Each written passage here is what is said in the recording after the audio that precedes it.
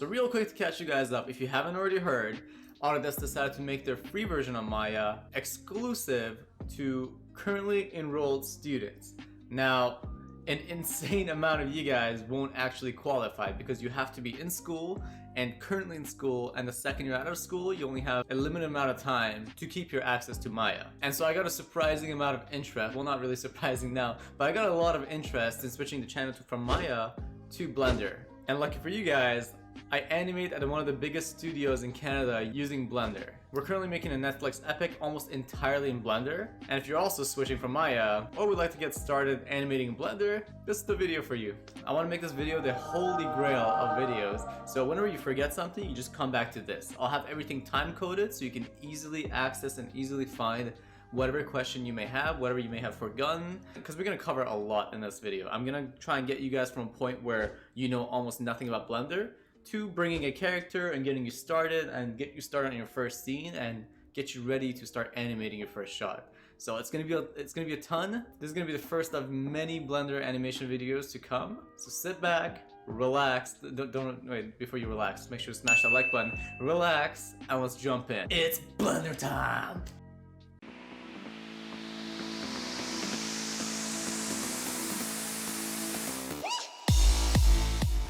Okay, so let's pretend this is your first time opening Blender. Again, we're covering a shit ton, so don't feel pressured to have to remember all the hotkeys and everything we're pressing. I'll have them all in a PDF form. I don't know why this is a PDF format, but I'll have them all in a PDF format down below on Gumroad for you guys to download for free. So don't worry about that. You can always have that like little sheet, that little cheat sheet beside you if you ever forget anything, or you can just come back to this video. Okay, so it's your first time in here and you're holding Alt. You're like, what the heck is going on? This is not working like it does in Maya. Relax. Okay, calm it down this, okay? We're gonna go cover this. So, middle mouse is for rotating around the object you have selected or you're focused on. And instead of Alt, you're gonna be pressing Shift. So Shift and middle mouse click can move you around. Just middle mouse rotates you around. Another way you can rotate around is this little gizmo up here. You can either click and drag or click on whatever side you want to focus on. So, you know, I want to look at it from above, I want to look at it from the side, from below. So there's those two ways to rotate. So middle mouse and this thing. So there's two ways you can zoom in and out. There's one where with a scroll wheel, you just scroll in, scroll out. Another way is control and middle mouse. So I'm pushing both control and middle mouse and I'm going back and forth here. And you can track in and track out of whatever object you're focusing on. Now the three basic move keys would be G to move your object around. There's multiple ways of doing things, so don't worry. We'll cover a bunch, and then I might focus on some of the ways I animate in like a later video. But in this video, I'll just focus on the basics. So G to move around, S to scale. So I'm just clicking S. And if you guys notice, what I'm doing is I'm moving it out, and then I'm right-clicking to cancel my action. So there's two things you can do. So let's say I want to scale it this way. If I don't click anything, it'll just keep scaling up and down when I move my mouse. There's two things you can do. Right click to cancel this action, or left click to confirm the action. And now even if I press right click, it won't cancel my action because it's already confirmed. So I'm just gonna press Ctrl Z. And the last movement key we haven't covered is rotating, which is R. And so R, you can rotate. Now this may seem like a little weird at first, but again, there's multiple ways of doing things and we'll cover all those, so just watch the whole video and you'll understand. So now we got like the gist of navigating in Blender. Now let's go ahead and go to the animation tab. We have different tabs for pretty much different parts of a pipeline in an industry. So right now we're currently in layout. I'm gonna make my way all the way to animation. And now this is something a little bit more like the workspace that I work in. So on the left you have your camera view. In the middle is perspective, as it is in Maya. And on the right here, we have our outliner. Here's the cube that we have. You know, if we click on the light, then it selects the light, select the camera, selects the camera, as it does in Maya. And in the bottom right, this right here, this is the properties tab. Or as I call it, the magic tab. You could literally do so much stuff. You could do so much stuff with this properties tab, but we won't be diving too deep into that just yet. We'll just be touching on it a little bit later for play blasting, so we'll leave it for now. Okay, so two things we covered before we dive a little deeper is if you accidentally come out of the camera view and you're like, oh no, how do I go back to the camera? All you have to do, all you have to do is press 0 on the number pad. So I press 0 and it goes back to the camera and this is our camera right here. It just goes back to that view. I could do it for the perspective here too. Press 0, it goes to our camera view. Now, one of the cool things about Blender is how customizable it is. So in our case, we're going to make this dope sheet section into our graph editor, just to make it a little bit more familiar, make it a little bit more like how I like it. So I'm gonna go ahead and drag this up, and in the left here, I'm going to click this, and here's all the different things we can turn it into. In my case, I need this to be the graph editor, so I'm gonna click graph editor, and voila, now we have a graph editor. Now I'm gonna bring the timeline up. It's already there, it just needs a little tickling to come out, so I'm just dragging it up, and so right here's our timeline. There's a way you can also add and collapse windows. So for example, let's say I want to add the wavelength. If we bring a sound clip in, I want to have wavelength. I want to be able to see that. So I'm going to come to this little corner. Once you see the little like plus sign, that's how you know you can bring a new tab in.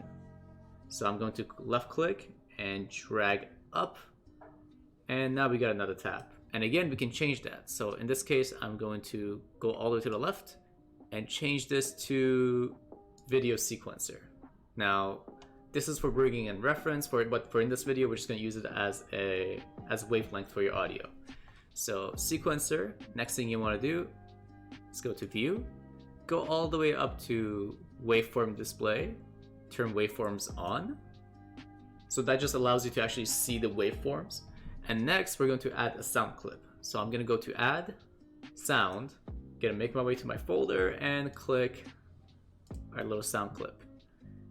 And as you guys can see, it's a little bit squashed in there, but you can move things around. I'm just holding shift and middle mouse right now. I'm just moving around, and I'm gonna use this little bar right here. I'm going to shrink it, and that kind of zooms in. And so I'm just clicking on the top side, bringing it down, and moving up. Where'd that clip go? There it is. And there you go, now you have sound waves. Okay, just to bounce back to the whole panel thing, let's say you accidentally add a panel. So let's say I accidentally click here and I'm like, oh no, I have a new panel. So before I let go of left click, I'm going to right click and it cancels my action. Now, if I accidentally do this and I let go, right click isn't gonna do anything because it's already confirmed. I'm gonna right click in between the two panels and I'm going to say join areas. And this thing pops up and I say, I want to go up and I want to drag it up. So I click that and it kind of gets rid of that. It's a little bit confusing, but you'll get used to it.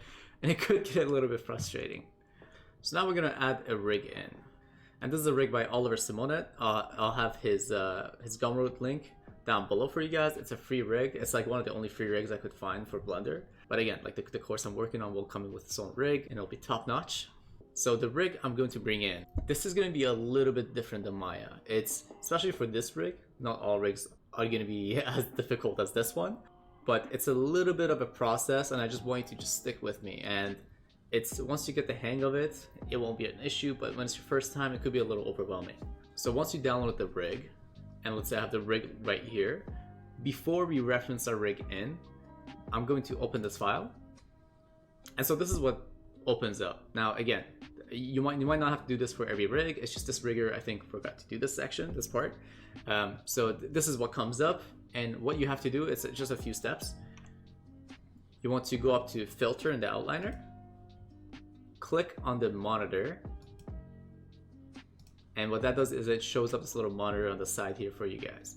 So what I'm going to do is I'm going to check off the monitor on the rig, and I'm going to check off the monitor on the little armature inside the rig, and I'm going to click the widget so we can see its content, and then I'm going to hide it by clicking the monitor on that.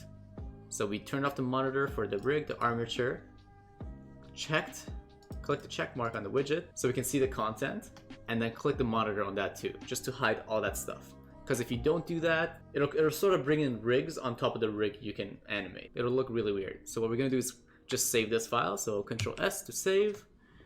Gonna minimize this for now. I'm going to copy this directory. I am going to File, link, and this is the equivalent of referencing in Maya. So I'm going to click on link, and I'm going to paste this here. Paste the address. I don't know why I'm pointing at my screen. You can't see that. I'm going to paste the file directory here on the top, and this is our rig. Now, usually in Maya, you just click this and you reference it in. This is a little different. So I'm going to double click this, and I'm going to make my way to collection. Now, the rig itself is called robot, so we're going to ignore everything else. We're going to click on robot, and we're going to press link. And now we have our character. Now, you may notice that there's no controllers on him, and that's just another step we have to do. It's the last step, I promise, and then you're good. You're good to go. So first, what I'm going to do is I'm going to hide my cube. There we go. Just don't need to see that there. So now that I have my robot selected, I am going to object up here, relations, and then I'm going to make a proxy. And what this does, it kind of like connects the mesh to the rig, and it lets the rig control the mesh. So relations, make proxy, and I'm going to select armature. I know. But hey, now you have it. Okay, so now we have our little rig, but you may notice that we can't actually click on any of the separate controllers because it kind of just selects all the rig itself. So what you have to do is on the top left, we're in object mode right now. And so once you click the rig, you can change this to pose mode.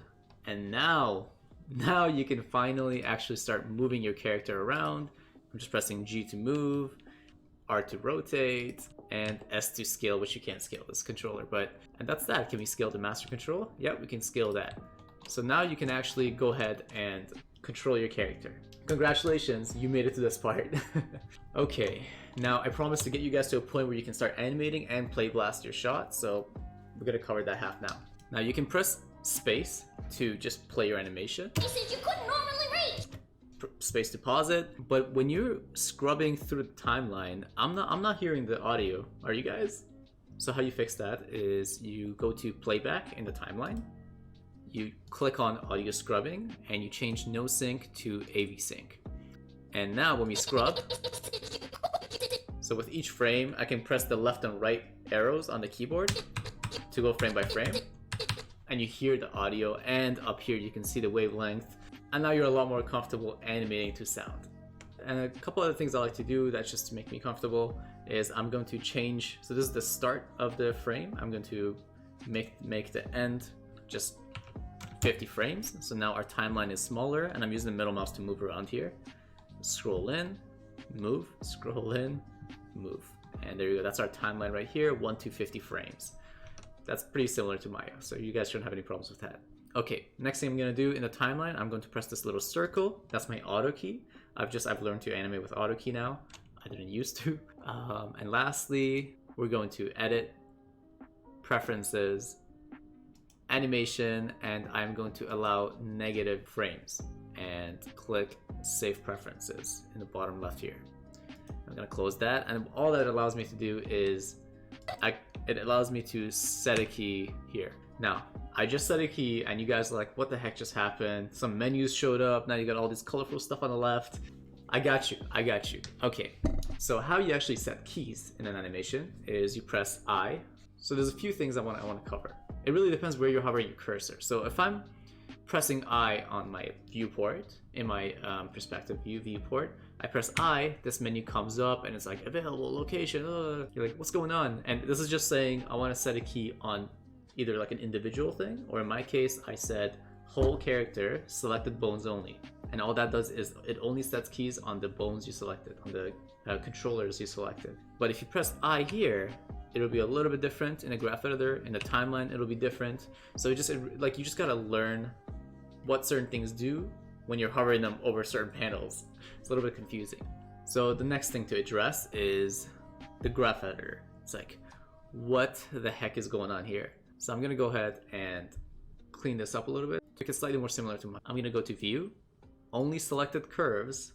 So I checked only selected curves, and what that does is, let's say I want to select the spine here, the rotate, and if I just have that selected, double click, drag select. Now I'm pressing G to move it, it only moves that one controller.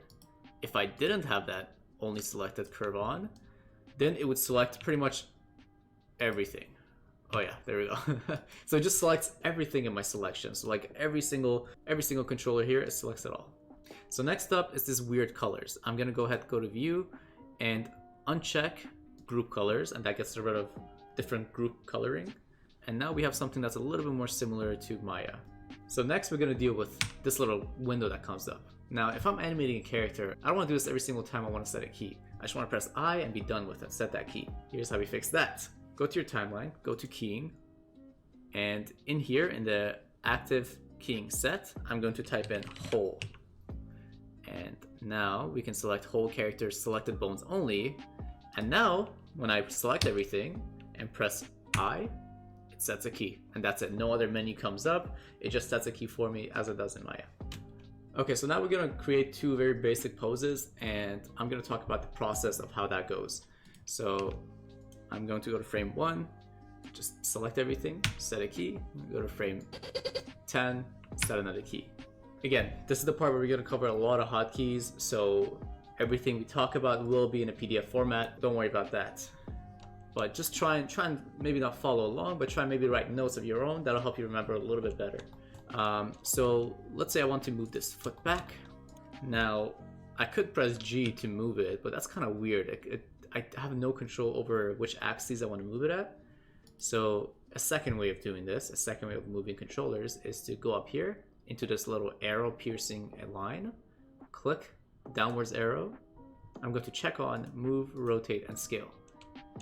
And now we get access to this thing. And now I can say, oh, I want to move it up on the Z-axis, move it forward on the Y-axis. And as you may notice, that's a little bit different than Maya. In Maya, up is Y and Z is kind of like a different space. It's like forward and backward, depending on where you're looking at it. But in Blender, in the viewport at least, the up and down is actually translate Z. So when we're going up, that's translating in Z. When we're going down, it's translating in Z.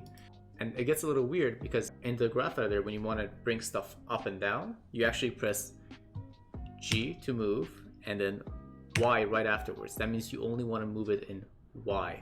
So if I go left and right, nothing happens. But if I want to move it left and right, if I want to move all these keys left and right, I'm going to press G and then X. And that allows me, so it says move, and then X says in the X axis. And now I can go left and right. And when I go up and down, it doesn't really move up and down. Right click to cancel. And of course you can rotate here as well on the X-axis, on the Z-axis, or you can select the middle here and rotate willy-nilly. Now let's say I want to select everything below the torso to set a key on. I'm going to press B. B is drag selecting, it's for selecting multiple keys. So I'm going to press B and left click all the way down to the feet. But I accidentally clicked on the world as well, and I don't want to set a key on the world. So now I'm going to press B again. And this time I'm going to hold, instead of left click, I'm going to hold middle mouse. And I'm going to drag with the middle mouse. And what that does is it unselected the world for me. So B, left click, drag selects, B, middle mouse click, drag deselects. I hope that makes sense. So another thing that might be missing here is your attribute editor. If you're used to animating with an attribute editor, I don't know who does, but if you are, you can just press N while you're hovering your mouse over your perspective, N, and this little section comes up. You can always add add-ons here, and this is where like your picker would be if if your character has one. And in this case, in item, you can find the location, right click to cancel, the translate Y, and scale, which doesn't really do anything. And while you're hovering your mouse over perspective, if you press T, this tool set pops up here. This is the equivalent of a tool set. And let's say I select away, I deselect, and let's say I just want to translate this, I just want to move this, and I don't want all this other clutter here. So I'm gonna press on move, and all that does, it just gives me the move button. And if I press rotate, it just gives me the rotate option. Same with scale. And when you go all the way down to transform, it gives you all three. So a way you can focus on your character, let's say you mess up, you hit something and then the camera's like all the way over here. If you have a controller selected, all you have to do is press the period button on the number pad, and that focuses on the controller you have selected. So let's say I want to focus on the foot over here. Click on the controller, period. And there you go. That's essentially like F in Maya. So another cool feature that Maya has that I really love, and it's become part of my workflow, is pressing A to select everything. In Maya, usually you have to just like, drag and select everything, then set a key on it. In Blender, you can just press A, then I. It selects everything, then it sets a key on every single controller. And it works in other places too. So let's say I want to move all my keys in my timeline. Instead of drag selecting everything with left click, I can just press A and it automatically selects everything. Same with the GraphEditor. So let's say you just click on Control Location Z on this, and you're like, oh man, how do I reselect everything in the GraphEditor? You just press A. You press A on the left side, A on the right side, and boom, everything's selected again. Another cool feature that Blender has is Tween. It's like Tween Machine in Maya, and now you have a tweening option already built into Blender. So let's say I'm at frame 5, and I want frame 5 over here. I want frame 5 to look more like frame 1. So I'm gonna go ahead and go to frame 1 or frame 5, press Shift E on my perspective, and now I have my left hand up and I'm just moving my mouse left and right. It kind of shows you what the pose is gonna look like once you left click. So this side of the panel is super close to frame 1. This side of the panel is super close to frame 10. It's almost exactly like Tween Machine. So let's say I want it to be like 70% of frame 1. So I'm gonna bring my cursor here, left click, and boom. Now the character kind of eases out of that pose into this pose. Really crappy poses, I know. That's not what we're doing in this video. Now let's do some GraphEditor stuff. So one thing I want to do is, let's say I want to select rotate X. So double click on that. Then I'm going to press the period key on the number pad and the GraphEditor to focus on it. Now, let's say I want to break this tangent right here. I'm going to press V while my mouse is hovering the GraphEditor, and I'm going to press free. And there you go. I broke the tangent essentially. I broke it, and now I can individually move it around. Now I'm going to press A and press A in here to select everything. A again. And let's say I want to make this into a stepped mode. So once everything is selected and your mouse is hovering the GraphEditor, press T, and it brings up this entire, all these options. But what you're looking for is constant. Constant is stepped, linear is linear, and Bezier is splined. I'm going to change this to constant. So click on constant, and now our character is in step mode. And it's easy as that. Everything you can do in Maya is here. It's just slightly different, so you just have to get used to it. One thing that I don't think we covered yet is the orientation of this rotations. Right now the orientation is in world. So if I want to bend this elbow, let's say this way, I can't. I'd have to click here and then rotate on Z, rotate on Y to try and get what I'm looking for. But up here you have the option to change this from global to local. And now you see the local options of that curve. So if the hand is rotated this way, then the curve is also rotated with it locally. So you can now rotate it this way. But when it's in world, doesn't matter where the hand is, you can only rotate it to the world orientation. I was far away from my mic, I don't know if you guys could hear that. But yeah, so global, local, that's how you switch that.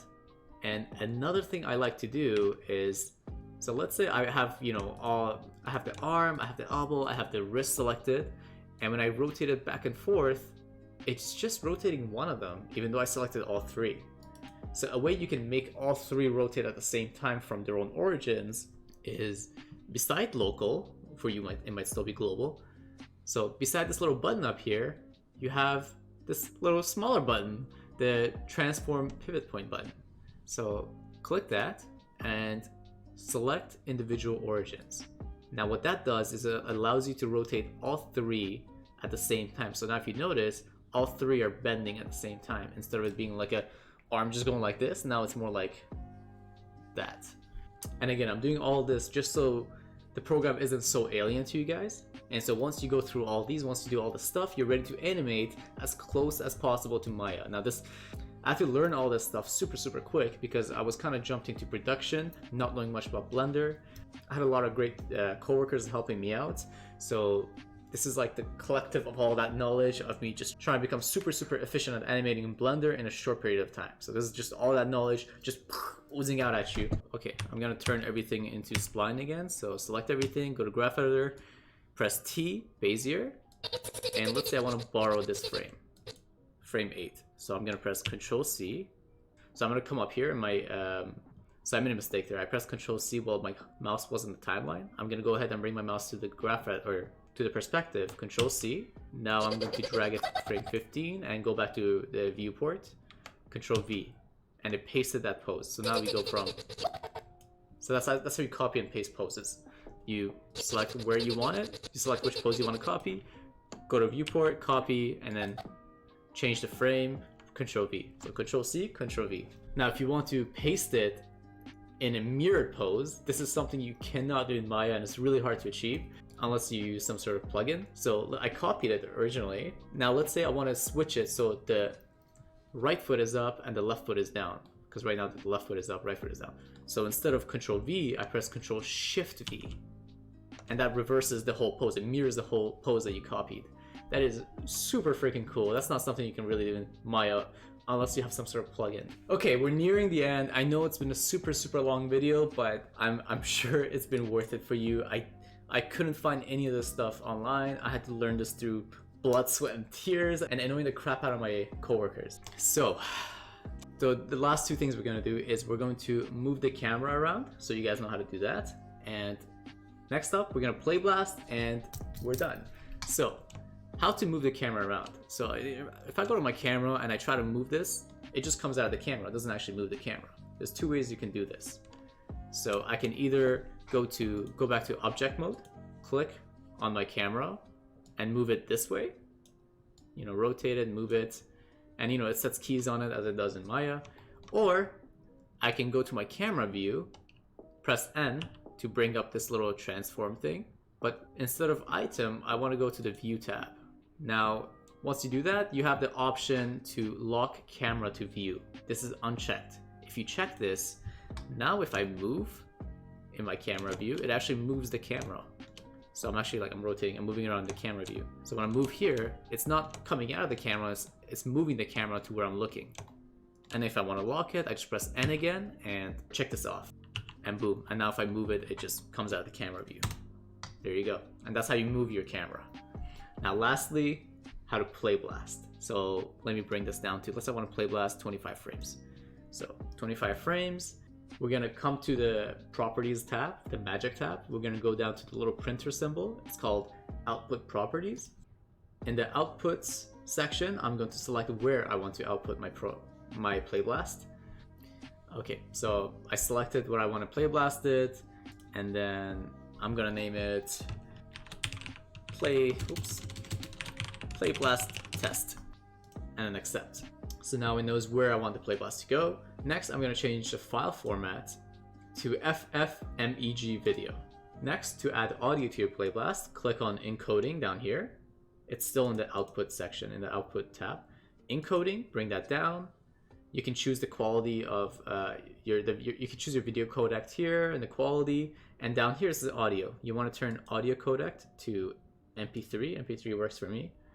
And then voila. And how you actually play blast is you go to your camera view, click the little bar up here, view, and viewport render animation. And now it's play blasting our animation for us. I know it's been a long journey in this video. It was a lot longer than I thought it was gonna be, but this is all the information you need to get started in Blender if you're switching over from Maya, or even if you're just new to animation overall. So, okay, here it is, and here's our play blast.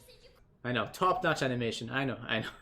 Again, that's not the point of this video. And that's it, ladies and gentlemen. I hope you enjoyed this video. If you did, make sure to smash that like button to help your boy out with the YouTube algorithm. Let's share this video with as many people as possible to help bring Blender a little bit more into the scene. It's making strides, but it needs a little bit of push. And who knows, maybe in a few years, Blender will be industry standard, and you guys will be freaking rock stars. So as some of you guys know, I mentioned it to my Patreons, I'm actually working with a couple of other animators and a couple other people from the industry on a kind of like an intro to Blender course where it'll take you from knowing pretty much nothing from Blender to having your reel done and ready to apply to either super high-end schools or for your first job in the industry. And the course will of course come with its own rigs as well. So it'll be exclusive rigs just for the course. And so it's going to be a lot of work, and we want to assure the quality of the course. So it's going to be something like a year before it actually comes out. But don't worry, we might actually do something like a early adopters sort of thing where you can register before the course is actually completely done at like a much cheaper price.